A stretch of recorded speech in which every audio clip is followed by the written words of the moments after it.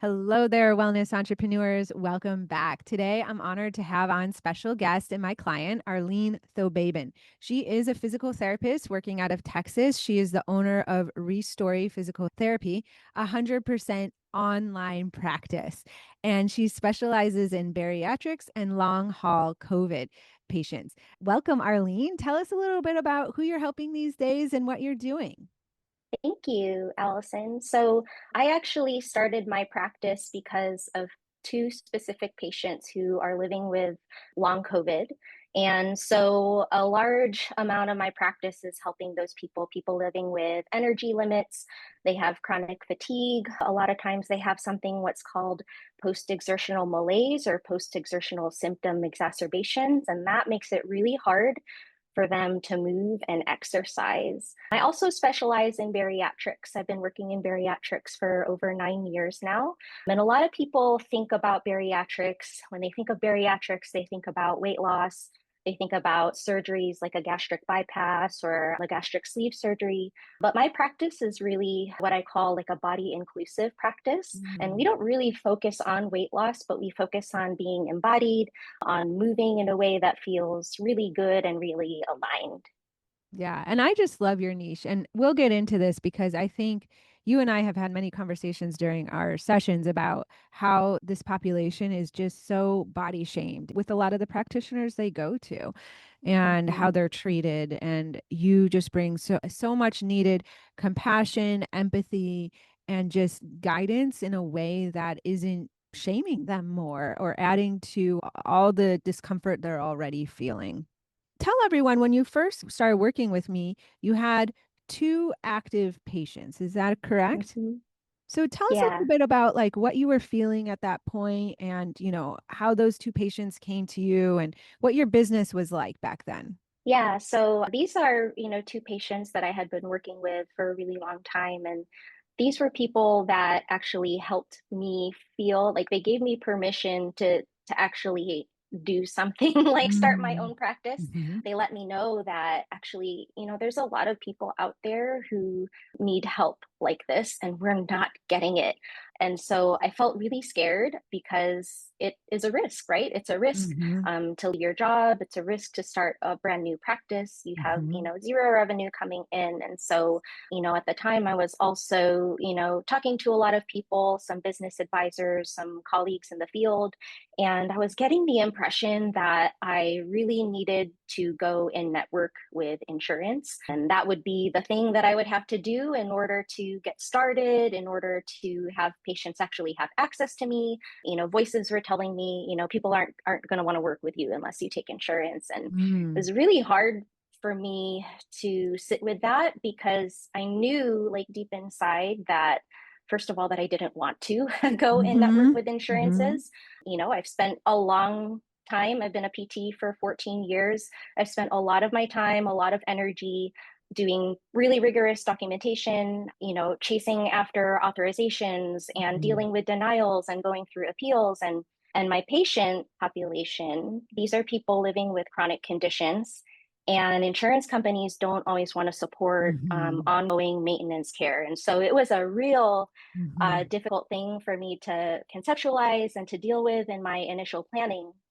But I really wanted to do this, right? So I Mhm. started looking at business coaching. I was definitely interested in going out of network. And Mhm. you had a course, a free course Mhm. Mhm. for PTs on Embodia and you kind of laid it out Mhm. really simple. This is possible. And so Mhm. I took that course and I decided that I wanted to meet with you. And really, what shifted for me was, we were in our consult call. I wasn't even sure that I was going to work with you, Mhm. and I let you know this is the big thing that I'm dealing with, that I'm thinking about, that I'm having trouble with in my planning. And you just looked at me and you asked, "What do you want to do? Like what do you want to do and why?" Mhm. And that gave me the permission to really reflect on, why I'm doing this in the first place. And then in working together, like we've learned that I can be really creative, right? I'm a creative Mhm. person. You That's are. one of the reasons why I was able to transition my practice to telehealth. I have many years of experience in brick and mortar clinics. First, I started off as an orthopedic resident, and then Mhm. I was a clinic director, and I grew a startup clinic. So I didn't think I could do telehealth or do Mhm. virtual, but Mhm. I learned how to do it, Mhm. right? You Why did. can I not what's the reason why I can't be creative in helping meet the needs of my patients and helping reach patients who need me without becoming an insurance-based clinician? Yeah, I love this. And tell everyone how many active patients you have now. Yeah, so I started with two, and I now have 23 active patients on my Yay! caseload. Huge congrats. And how does that feel? It feels really good. It's, one of those things where, I'm never certain as to how many referrals I'm going to get or how many Mhm. people are going to reach out to me. But at this point, when I get a consult, like a free consult on my schedule, I'm so confident in that what I give and what I can offer people is something that would be valuable to them. And so, I never dread those calls. I love those calls. And you've taught me how to be open to them and really it's been almost like 100% conversion rate with meeting with patients and then figuring out, how to make it work because I'm very flexible with what I do with care plans with patients. Mhm. Yeah, I love this. And tell us a little bit about how these patients are finding you. So you hinted to one way through referrals, but we've also been working on, you've led your first workshops and started Instagram, the infamous Instagram, which a lot of practitioners abhor. So tell us a little bit about those journeys too, and why you wanted to do Yeah, that and not just rely on referrals. Yeah, so like I mentioned, I do have a few referral sources. There's also a good amount of patients who have come to me through word of mouth referrals. So friends, family members of people who have worked with me have sent people my way. And I really struggled with the idea of coming onto Instagram as a consumer, as a user. I have been resistant to it, right, to social Mhm. media in general, but I actually have gotten, some really good connections from Instagram, not just from, the client perspective, but Mhm. also other practitioners who work in my niche, Mhm. who are in, adjacent fields, who take care of people living with chronic illness, take care of people in larger bodies. And so being able to connect with them has been just amazing. And I'm really glad that I worked through that discomfort and initial resistance to come onto Mhm. Instagram. So I'm there. I also recently started a Substack. And so I know that it's sometimes hard for me to explain everything in a session. And so one of the things that I thought was like, oh, well, actually, like I really don't mind writing. Mhm. And Substack is like a social media for people Mhm. who don't mind writing, right? Mhm. And so why not put my writing out there, speaking to my ideal client and inviting people to read about how I think and how I treat to, invite them in. So I literally just started that, less than a month ago. I've published, I think, 4 or 5 Mhm. posts so Mhm. far. I Mhm. have 18 subscribers, not a lot, Nice. but it's a good place to start and it flows for me. So I'm feeling really good about getting started with that and allowing, my thoughts and my thought leadership to be online because I do think that I'll have some people come my way through that channel. Yeah, 100%. And even with Instagram, your audience size is about 100 because you started from zero. Now you have about Hmm 150 followers. Is that? I think almost 170 now. Yeah. Nice. Look at this. See, you're Yeah. continuously growing. And like you mentioned, you've gotten met potential collaboration partners. You did sign a client from Instagram hmm already, so you don't need a massive audience. It doesn't take long. I think people might be curious to hear, how you did get over that resistance for Instagram. And also, I would love to explore how you followed your nudge, and trusted yourself to start like the Substack and just said like, I'm going to do this. And this has this is calling to me and I'm going to do this. So both of those avenues. Yeah. So I think one of the things that I learned was just how connected my ideal client is online, right? So thinking Mm-hmm. about it from their perspective, Mm-hmm. these are people with significant energy limits. Sometimes leaving the house is just the biggest thing that they'll do all month. For some people, it's getting out of bed is the biggest thing that they'll do all day. Mm-hmm. And so meeting them where they're at, a lot of times Mm-hmm. they are online. And so they're part of online support groups. They have like really robust Facebook groups and they have Discord chats. And so I have to be willing to meet them where they're at, right? Yeah, I love that Um, perspective.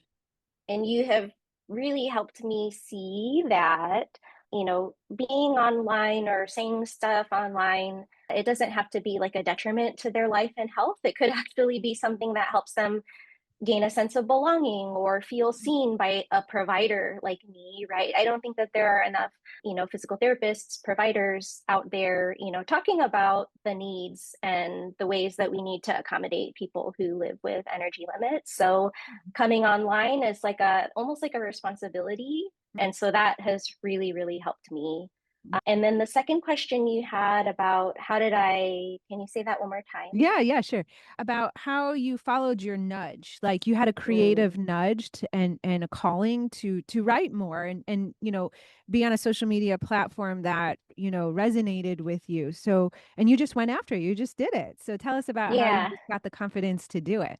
Yeah, well, I have been a user on Substack for over a year now, and I've enjoyed it, right? It's like the Mm-hmm. kind of social media that, you can sit with it. It doesn't move super fast, right? Mm-hmm. It asks you to sit for, at least 3 minutes, maybe even 10 minutes with a single article, long Mm-hmm. form content. And so I was using it, I was following, providers and learning from a lot of people in like the anti-diet space, just hanging out there and Mm-hmm. seeing what the platform could be like. And so I did that for a while before I was pressuring myself to actually be on there.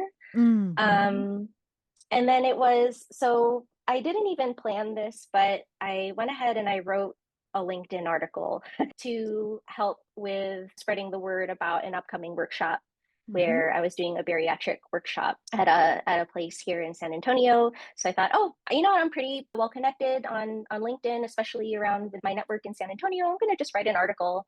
It came really easily to me, Mm-hmm. and I got so much positive feedback from people who know me and even people who don't know me, Mm-hmm. telling me, oh, like, thank you so much for talking about this, for talking Mm-hmm. about the difficulties of, living in a larger body and experiencing anti-fat bias and, having the courage to create a clinic that actually is here to support people who struggle with movement.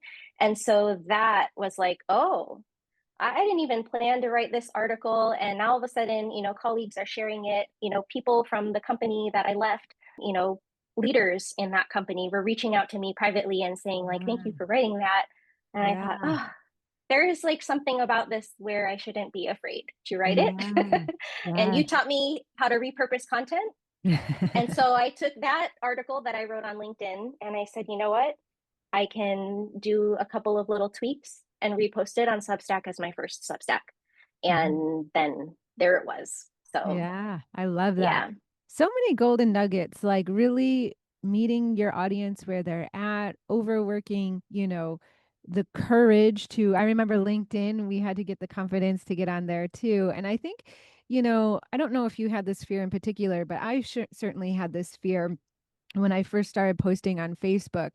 And some of my other clients and practitioners I've talked to definitely have this fear as well, is like, that our old bosses and colleagues, like you said, will see our work, but instead of supporting it, which they did for you, which I'm so glad you highlighted that, because this is the other side, that these past, employees and employers, they can actually support our work. I always had the fear that they were going to judge me or criticize me or be like, who is she to be doing that? And why is she off on her own and think that she can make it work and blah, blah, blah. So, and that would cause me to hide and not post, which doesn't serve anyone. It doesn't serve me, it doesn't serve the people that need help. And you really overcame that.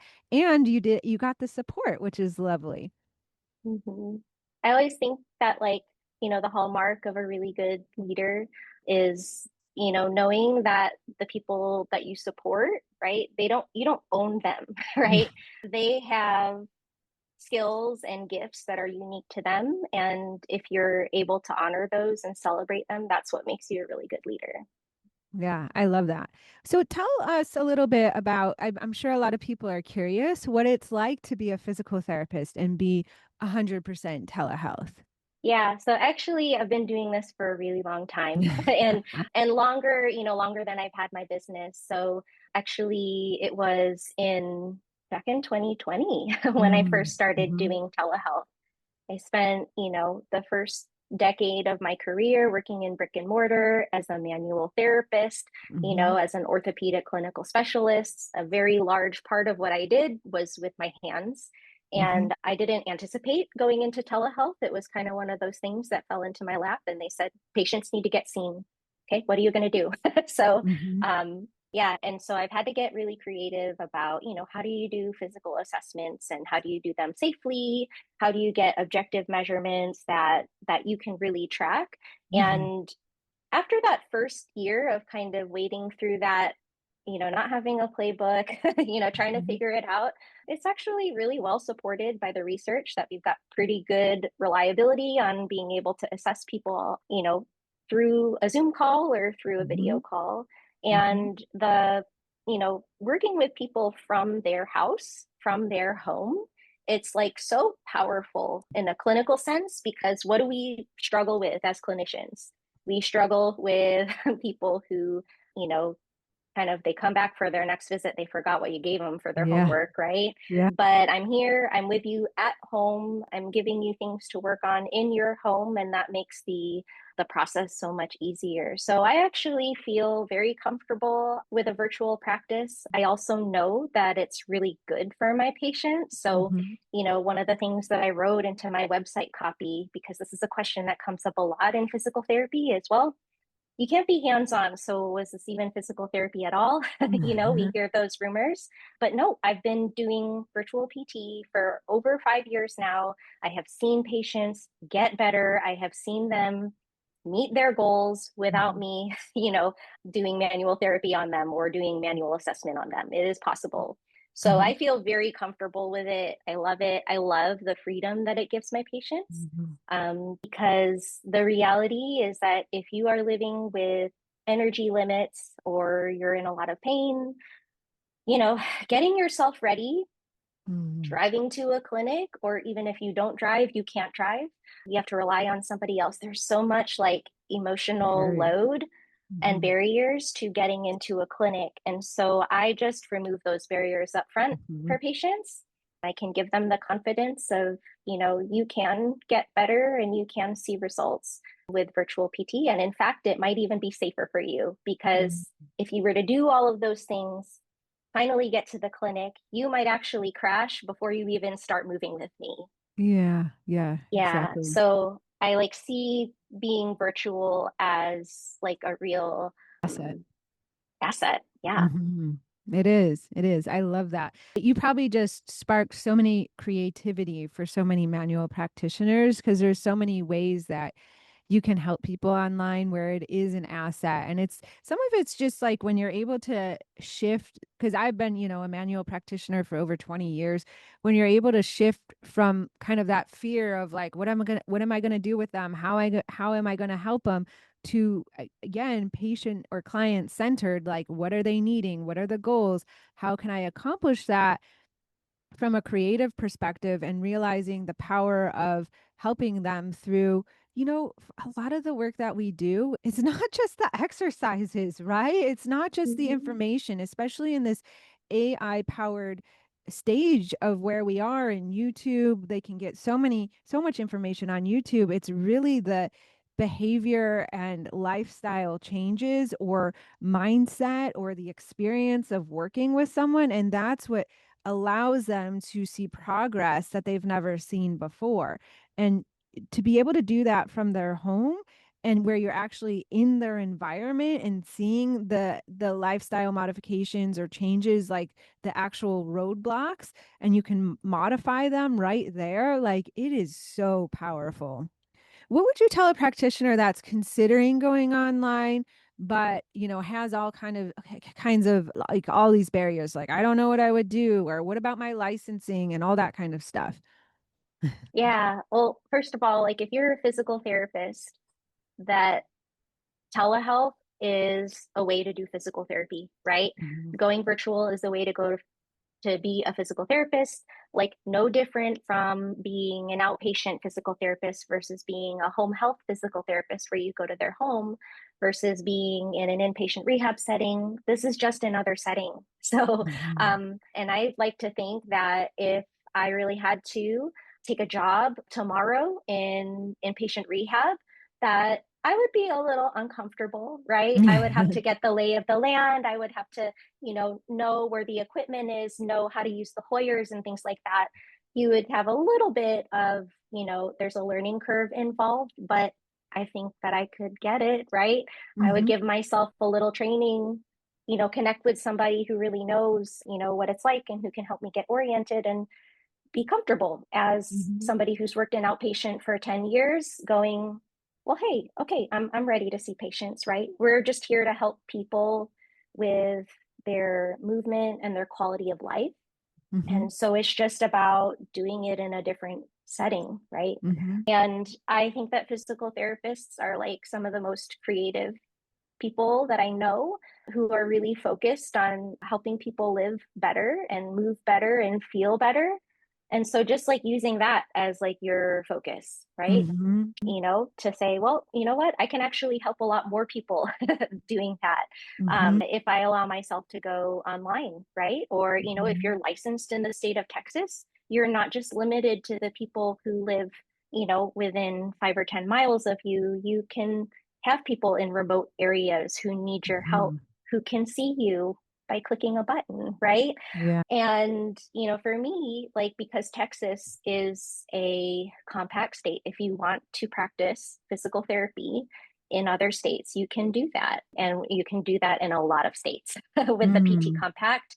You Mhm. do often have to take an extra jurisprudence test and pay a little fee, but after your first visit with that patient, that's taken care of, right? Mhm. Maybe a little bit of lost time studying for a jurisprudence test, but I did it, so Yeah. anyone can do it, or even just being open to it. It just really allows you to help more people. Yeah, yeah, it gives you, I found so much flexibility and freedom. And, just for the audience, like there is a difference as a practitioner working online with people with a license.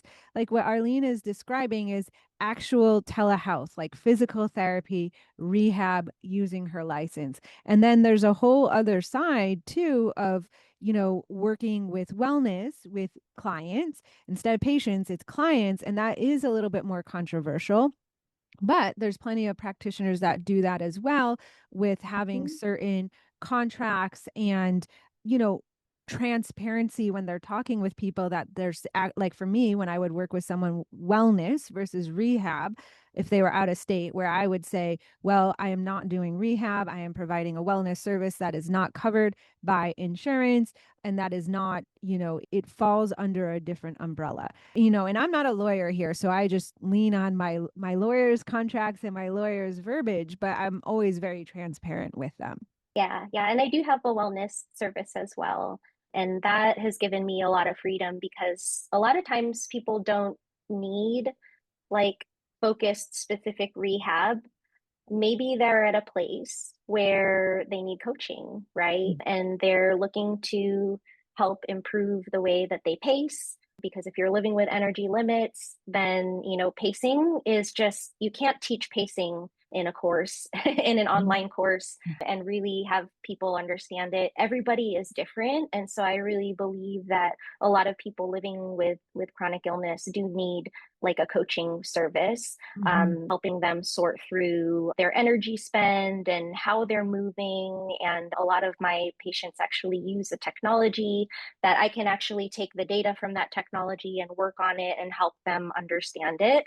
And that is, that's a completely different service, but it's Mhm. very, very helpful and needed for Mhm. patients. Yeah, yeah, and it just gives you so much flexibility and freedom to help the person, where it's, you know, patient or client led. It's not Yes. insurance dictated. It's not clinic volume dictated. It's or like in a brick and mortar structure model, business model dictated. It's patient and client led what Mhm. they're needing specifically. And that's the whole reason why we got into this work, right? So I Yeah. just love this. Yeah, I find that like it can be really helpful to have that coaching service or that wellness service because people can pop in and pop out, right? Mhm. And because like you said, it's client led. And if you've worked with them for a while, right, you've helped them learn when to know to touch base with you again, right? Mhm, And mhm, so, a lot of times that's after they've reached a new baseline, right? If they've been mhm, living with a certain set of symptoms and certain level of what we call like a symptom burden, maybe they go through an experimental treatment and they are feeling so much better. And mhm, they go, oh, okay, my whole world has shifted. Like, mhm, how can I move into this next phase and do it without crashing or, do that, feeling embodied or feeling really confident because everything feels a little different right now. So that's where coaching and wellness services can be super duper helpful. mhm. Yeah, I love that. So tell everyone what's coming next for you. What's on the horizon?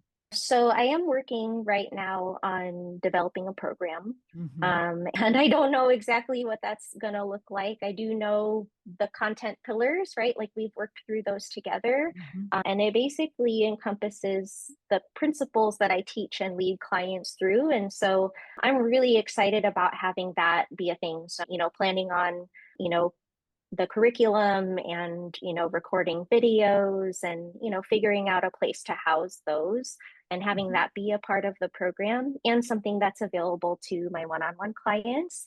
And so I'm also exploring like a package, right? So where people can meet with me one-on-one several times a month, have access to my portal and the coursework that I'm creating right now, and maybe in the future creating a community, mhm, because I think that people who are my ideal clients really deserve a community, and a mhm, community that is like focused positively, right? mhm, Where they know that the people within it like get it, kind of like your mhm, program, Allison, mhm, right? So like mhm. I know I can show up to your group sessions and I just relax, right? Oh, I'm wow. learning a lot of stuff, right? And Mm, I'm learning from other people, but I feel this like sense of belonging mm, that I wouldn't otherwise have. I would just be on my own, mhm, shaming mhm, myself into taking mm, insurance, mm. right?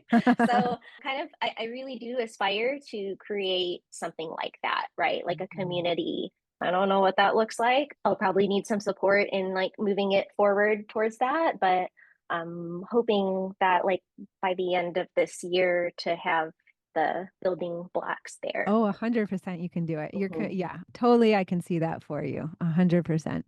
Yep. And we're here to help you do it. Yeah. Yeah. And I see you like just leading a movement here because it is so needed. Yeah. Well, huge congrats on all your success today. So, any parting words of wisdom for people that maybe feel stuck transitioning online or just feel stuck in the beginning stages of their business? What words of wisdom do you have for them? Yeah, so I would say to like what I did for myself was I sat down with an empty notebook Mm, and I just wrote, right? I like to write, but I wrote about what I wanted. I wrote about my why, right? mhm, So journaled about that. I wrote about what my strengths were, right? So taking the time to reflect and write on those, you will have that on paper. It might look like chicken scratch, right? mm, But it's there. It's in your mhm, subconscious, right? There's mhm, a reason why you're being pulled to mm, do something to become an entrepreneur. I would also say that I think most of us are our very own worst critics, right? mhm, And so that's why we need to have those things in writing about your why and about your strengths to remind yourself because it is going to be uncomfortable. mm, It is going to be hard. There will be uncertainty, right? mhm, And you will be tempted to measure yourself on external metrics that maybe mm, do matter, right? mhm. But you might hyper focus on them in a way that is not helpful anymore. Yeah. So I would say I did write down something which was like, pause, let me look at it, make sure I get Uh-huh. it. Yes. So it's to think critically about your internal drive to hustle. Mm, So, I think that a lot of people who end up here in this space or where I'm at is like you've wanted to succeed. You got into your field to help people, right? And with those two things together are very powerful, and you can mhm, kind of lose sight and you can be hustling and not really like knowing why. So mhm, it's okay mhm, to hustle at times, but just to really mhm, think critically about why. Is mhm, it because you want to be helping the people who need you? Is it because you're worried about looking bad to other people or you're mhm, wanting to justify your presence? Like, just, mhm, I think for me, having it come from a place of like, I'm really passionate about helping people and helping the clients that I work with. And, that'll take you really far. mhm. Yeah, so that's so well put. Thank you so much for bringing that up. Anything else you want to share with everyone today? So many golden nuggets. Yeah, yeah. Let me check here. Yeah, I guess I just wanted to mention like one more piece, right, of my personal story Mm-hmm. is, that you might be coming into entrepreneurship at a place where you're feeling maybe frustrated, undervalued, overworked, Mm-hmm. right? Mm-hmm. Not feeling in alignment with the work that you're doing. And so I think that I really sat with that over the past year. It's like this first year of entrepreneurship has been, I've had some space, which is nice. I've had the Mm-hmm. space to be creative, but I've also had to like heal my relationship with work a little bit. Oh, yes, that's huge. And Yes. so that is a gift, and I'm like naming that as this is Mm-hmm. one of the gifts of entrepreneurship and early entrepreneurship. And I'm so grateful that I took the leap. I think of it as like I was giving myself the gift of like creating something that I want to create. Yeah. And if you're on the fence about something like that, I would say, yes, journal about it, but really think about going for it. Yeah, I love that. And the healing can take place at any time. Like my healing Hmm. with work, I loved the work I was doing early on in my business, but I definitely hustled a lot out of fear and scarcity. And so my healing around all that came a little bit later during like my wake up call and everything. So it can happen at any time. It can happen at the transition of leaving a practice or working for someone else that wasn't as suited to you and you were overworked. And or it can happen in your own practice to that healing journey. Hmm. And it Yeah, doesn't mean that you have to completely stop your work and stop everything either. It can happen during. I love that. yeah. What else do you want to add there? Yeah, I would say like yeah, one last thing and really, about you and your program, which Mm, is like, take your time to meet with and, get a good vibe and a good feel for a business coach. And for me, right, it was, within that time of me meeting you, I knew, right? I was very centered, very grounded when I met mm. with you and I went, "Oh, yeah, this is it," right? And Uh-huh. so I think yes, be open and meet with people. But chances are, if you're listening to Allison's podcast, that you're already getting that kind of sense that she's somebody that can help you. And it's just been great. And I'm just so grateful for you Oh. and your business. Oh, thank you. Well, it's been a pleasure working with you, and I can't wait to see all this growth coming up for you and that providing a community for your people. I can't wait for that for you as well. So, Yeah. thank you so much for coming on today and sharing your journey and all these golden nuggets. Thank you. Yeah. This episode is brought to you by Jane, a practice management software and EMR designed for wellness practitioners who value structure, simplicity, and calm growth. If you're a skilled wellness practitioner who's tired of tech overwhelm and administrative chaos, Jane understands. Your expertise should be focused on client transformation, not wrestling with software. Jane provides the structure and systems you need to run a sustainable practice. With Jane's streamlined online booking, your clients can easily schedule at times that work for them with smart features like waitlist notifications those last minute cancellations become opportunities, not losses. It's a simple way to maintain consistent revenue without the constant hustle of filling your calendar. During sessions, Jane's AI powered documentation helps you capture important notes efficiently, allowing you to stay present and focused on delivering exceptional care. After appointments, you can end on a healing note rather than a transactional one by charging cards on file and handling rebooking before the client leaves, creating the organized, professional experience your business deserves.